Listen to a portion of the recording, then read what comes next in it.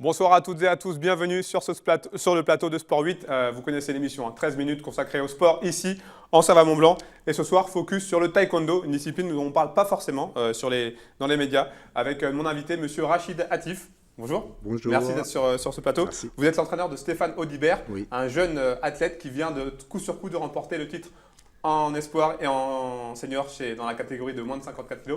On va revenir avec vous. Malheureusement, Stéphane n'a pas pu être là. Il est à l'INSEP à Paris. Il est tout excusé. Allez, on débute avec les championnats du monde de snowboard qui se déroulent à Sierra Nevada en Espagne actuellement, avec une très très bonne nouvelle en snowboard cross, la victoire de Pierre Vautier qui remporte là son tout premier titre mondial sur la discipline. Le champion olympique de Sochi a désormais tout gagné en snowboard cross. Voilà, les Jeux Olympiques, la Coupe du Monde et maintenant les championnats du monde chez les dames. Superbe performance pour Chloé Trespeuch qui s'offre un premier podium sur les mondiaux. Nelly Moel-Nocos, que nous avions reçue sur ce plateau, termine elle 7e. Voilà pour ces beaux résultats pour cette équipe de France. On revoit les images de Chloé Trespeuch qui termine donc 2e. Des championnats du monde de Sierra Nevada qui sourit évidemment aux Français puisqu'on peut aussi signaler la très belle performance de Perrine Lafont. On parle là de ski de boss parallèle. Perrine Lafont qui s'est offert à 18 ans un tout premier titre mondial en battant en finale la Kazakh Yulia Galicheva. Un titre remporté au lendemain d'une médaille d'argent en individuel. Donc voilà, Perrine Lafont, championne du monde de ski de boss en parallèle. En biathlon, on signalera la 13e victoire de la saison de Martin Fourcade pour le sextuple vainqueur de la Coupe du Monde qui s'impose donc pour la 13e fois cette saison. C'est un record absolu dans une saison de Coupe du Monde. Il a remporté le sprint de Kontiolahti. Donc voilà, une nouvelle superbe performance pour Martin Fourcade. En ski halfpipe, on continue avec les bonnes nouvelles. En ski halfpipe, 2 Français sont sur le toit du monde puisque Kevin Rolland et Marie Martineau ont tous les deux terminé 3e du SFR Freestyle Tour de Tignes qui clôturait la saison de Coupe du Monde. Les deux planières remportent donc le Globe de Cristal dans leurs catégories respectives. On les écoute. Et ben voilà, oui, je suis contente d'avoir fait un podium quand même ce soir. Maintenant, je pense que j'aurais pu aller gratter une 2e place. On est toujours insatisfait dans ces moments-là. Maintenant, j'aurais pas pu gagner parce que je pense que Cassie a complètement upgradé le niveau des nanas ce soir avec un nouveau trick en switch, avec les 2 nines en cork. Donc vraiment rien à dire. Je pense qu'elle a pris de l'avance et il va falloir travailler dur si je veux être capable de me battre l'année prochaine. C'est sûr qu'aujourd'hui j'aurais aimé gagner, mais l'objectif principal c'était de gagner le Globe de Cristal, c'était vraiment mon objectif de la saison. Ça c'est fait, donc c'est une très bonne nouvelle. Et puis je me contente, je prends ce qu'il y a à prendre, je me contente de cette 3e place. C'est sûr qu'avec très peu d'entraînement, c'était pas facile de mettre les runs en place et voilà, j'ai essayé de la jouer intelligemment. J'ai travaillé des nouvelles figures aussi cette année, que j'ai pas encore pu mettre dans mon run, parce que c'est un peu compliqué en une année de chambouler mon run, mais bon, on ne sait pas ce qui peut arriver, on verra ça au championnat du monde. Et voilà, on l'a vu avec Kevin Rolland. Maintenant, pour Kevin Rolland, Marie Martineau, c'est place au championnat du monde. Un mot de ski alpin avec le géant de Squaw Valley qui s'est déroulé ce week-end du côté des États-Unis. Tessa Worley se classe 3e de l'épreuve et grâce à ce nouveau podium, elle conserve 80 points d'avance sur sa rivale au classement général du globe de géant, l'américaine Michaela Schifrin, vainqueur à Squaw Valley. Donc 80 points. Tout va donc se jouer lors du week-end prochain, lors des finales de la Coupe du Monde du côté d'Aspen dans le Colorado. On écoute Tessa Worley après la course. Une très belle course, une très belle piste, c'est vrai que c'est un podium, alors pas évident cette 2e manche qui secouait pas mal avec le terrain qui avait pas mal bougé, mais voilà, c'est la bagarre, je le sais, jusqu'au bout, et c'est sûr que voilà, aujourd'hui on l'a encore vu, ça va vraiment être jusqu'au dernier moment une grosse bagarre et je suis prête pour ça. J'ai gagné 2 fois à Aspen, c'est un endroit que j'apprécie, c'est vrai que j'aime la piste aussi.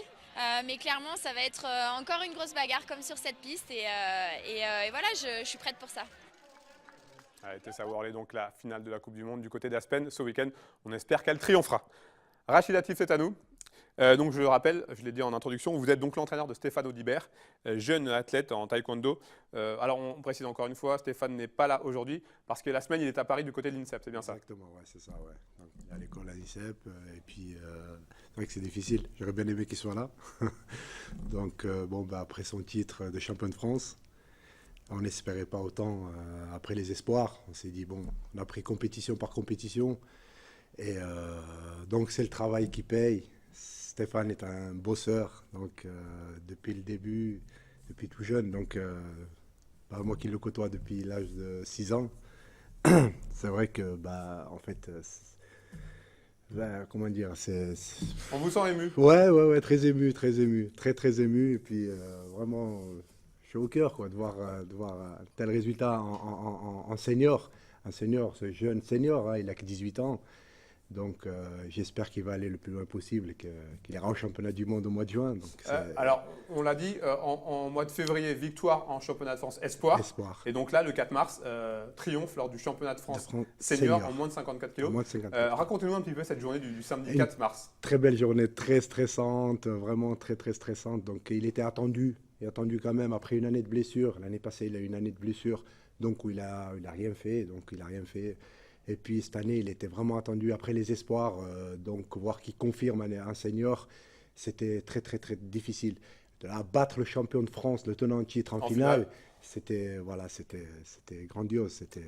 J'en ai encore des frissons tellement. Qu'est-ce qu'il peut représenter pour la suite de sa carrière, ce titre là, de champion de France senior, le premier? Ben là, par la suite, là, il a les Europes, donc ça lui ouvre des portes au niveau de l'équipe de France. Donc il a les Europes au mois d'avril en Bulgarie. Puis ensuite, espérer faire un podium aux Europes pour pouvoir viser les mondes. Donc voilà. Donc mais compétition, il faut y aller mollo. Ouais, faut y aller mollo sur ce qui n'est pas évident. Donc c'est ce qu'il faudrait. On en parle avec Stéphane. Donc c'est clair que faut qu'il reste la tête sur les épaules et puis continuer à travailler comme il sait le faire. Et puis voilà, prendre compète par compète. Allez, Rachid, on va faire une petite pause avec le taekwondo. Un mot de football avec le match entre le FC Annecy et la réserve de l'Olympique Lyonnais. On parle là de championnat de France amateur. Je vous propose de regarder le résumé de cette rencontre qui s'est déroulée ce samedi au Parc des Sports d'Annecy. FC Annecy, FC Barcelone, même combat. Samedi soir, dans leur antre du Parc des Sports, les Annéciens ont attendu les tout derniers instants du match pour crucifier leurs jeunes adversaires lyonnais. Le corner de Yanis Meguirech est prolongé au second poteau pour Nicolas Poulain qui remet dans l'axe. Valentin Jacob ne se pose pas de questions. Score final 2-1 pour le Fessé qui s'impose au courage. Je sais que forcément un résultat nul sur la fin ne nous convient pas, donc on fait tout pour qu'éventuellement on arrive à remporter ce match. Et puis voilà, il y a une petite folie qui s'installe et puis qui fait qu'on est victorieux. Petit retour en arrière et passons rapidement sur la première période. La réserve de l'Olympique Lyonnais se crée une triple occasion à la 11e minute de jeu. Mais Julien Pérez, le gardien au Savoyard, s'impose avec brio. Le FC Annecy réagit 8 minutes plus tard. Mais Mustapha Ndoye est trop court pour reprendre ce centre de Valentin Jacob. À la demi-heure de jeu, coup dur pour les Rouges avec la sortie de Cédric Barbosa, victime d'un claquage au quadriceps. Score à la pause, nul et vierge. En deuxième période, il faudra patienter 15 minutes pour voir l'ouverture du score pour Annecy. Jonathan Gonsalves vient placer une tête coupée sur ce corner botté par Meguirech. 1-0 pour les Hauts-Savoyards après une heure de jeu. C'est le premier de la saison, donc ça fait longtemps que je l'attendais. J'avais marqué en amical, mais pas encore en championnat. Donc c'est vrai qu'il fait plaisir, surtout ce soir, avec du monde dans les tribunes. Vraiment content de ce but, surtout qu'au final, il nous permet d'avoir la victoire avec le deuxième de Val. Donc très satisfait de celui-là. Menés, les Lyonnais vont ensuite manquer de chance, comme sur cette tête décroisée de Jean-Philippe Mateta, qui échoue sur le poteau annécien à la 70e minute. On s'achemine vers une nouvelle victoire annécienne, mais Lyon va revenir dans la partie 5 minutes avant la fin du match. Après une mauvaise appréciation, Nicolas Garbi fauche Timothée Cogna dans la surface. Maxime Darpino remet les deux équipes à égalité en transformant tranquillement le pénalty. Dès lors, ce sont les jeunes pousses lyonnaises qui ont la main sur le match. Mateta se voit même refuser 2 buts pour hors-jeu. Lyon a laissé passer sa chance, car la suite et la fin presque irrationnelle, on la connaît. 8e victoire de suite pour cette équipe du FC Annecy, qui rentre un peu plus dans l'histoire du club annécien. Les enseignements tirés, ce ne serait pas forcément la réalité du truc, donc voilà, on va profiter, on est très contents, et puis on va essayer de préparer au mieux la suite. Pas de match le week-end prochain et une pause bien méritée pour les joueurs du Fessé, qui reçoivent Jura Sud dans 15 jours. Voilà pour la belle aventure du FC Annecy en championnat de France amateur.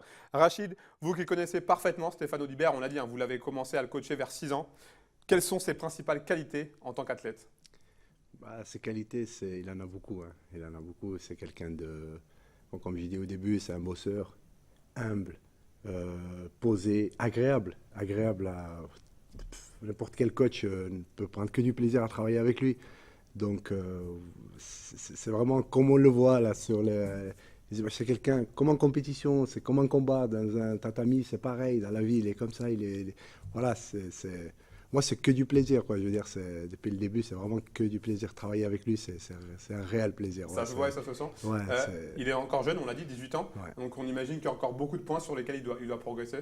Ben, après, il prend la maturité. Donc, c'est vrai, il est jeune, mais c'est un jeune athlète quand même qui rivalise avec quand même des hommes en face, quoi, des confirmés. Donc, c'est vrai il est là. Il a prouvé qu'il était là.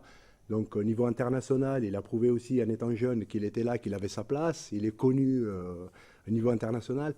Après, bon, comme je dis, il faut qu'il continue comme il fait là. Puis il n'y a pas de raison qu'il n'arrive pas au bout, quoi. Donc, un petit mot de hockey sur glace, après on termine avec vous sur Stéphane. Pour vous signaler une très mauvaise nouvelle, vous êtes sûrement au courant, les pionniers de Chamonix-Morzine sont officiellement relégués de Ligue Magnus en Division 1. Ils évolueront la saison prochaine, donc en Division 1. Les 2 défaites de la semaine dernière du côté contre l'Étoile Noire de Strasbourg à domicile à Morzine et du côté de Strasbourg ont été fatales pour l'issue de ces play-downs pour l'équipe haut-savoyarde. C'est un gros camouflet pour le club haut-savoyard lancé l'été dernier et qui nourrissait de très grosses ambitions. Objectif annoncé pour la saison prochaine, bien entendu, la remontée en Ligue Magnus. Rachid, un mot sur la structure que vous chapeautez, le club d'Annemasse, Haute-Savoie 74 Taekwondo. Aujourd'hui, on a des jeunes aussi qui poussent derrière. Donc hier, ce week-end, on était à Aix-les-Bains. On avait une compétition Botero qui est organisée chaque année, c'est amical. Donc on a ramené des jeunes aussi, une quinzaine de jeunes. Donc il y a la relève qui est là derrière. On a une vitrine, on a la chance d'avoir Stéphane comme Dalia et Yasmine qui sont quand même championnes de France aussi. Donc on a Yasmine qui a fait 3e aux espoirs, sa sœur qui est championne de France. Donc c'est vrai qu'il y a un gros potentiel. Ce qui nous manque surtout aujourd'hui, c'est un sponsor. Donc je travaille avec Philippe, l'entraîneur. On est 2 entraîneurs, Philippe Pinger. Donc c'est vrai qu'un sponsor nous ferait énormément de bien, puis que je puisse les suivre.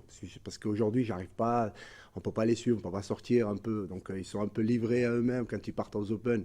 On essaie de trouver des coachs. Mais bon, c'est pas évident, c'est toujours pas évident. Donc l'appel est lancé. Et voilà, donc ouais, ça serait génial, quoi. Une dernière question. Alors c'est peut-être un petit peu tôt pour en parler, mais les Jeux de 2020 à Tokyo, est-ce qu'on y pense? On croise les doigts. Moi, j'y pense au fond de ma tête, j'y pense. Donc, je ne savais pas trop en parler avec Stéphane, mais on y pense. Honnêtement, moi, j'y crois. Moi, j'y crois vraiment. Voilà. Donc on espère. En tout cas, c'est tout le mal qu'on lui souhaite et qu'on vous souhaite également. Merci beaucoup, merci. Merci Rachid d'être venu sur notre plateau. Vous transmettrez encore une fois toutes nos félicitations à Stéphane. Merci. Et puis bonne continuation pour la suite. Merci beaucoup. C'est fini pour cette semaine. Rendez-vous lundi prochain, même endroit, même heure. N'oubliez pas le replay de l'émission disponible dès ce mardi. On se quitte. Très bonne semaine à tous. Bon sport. Au revoir.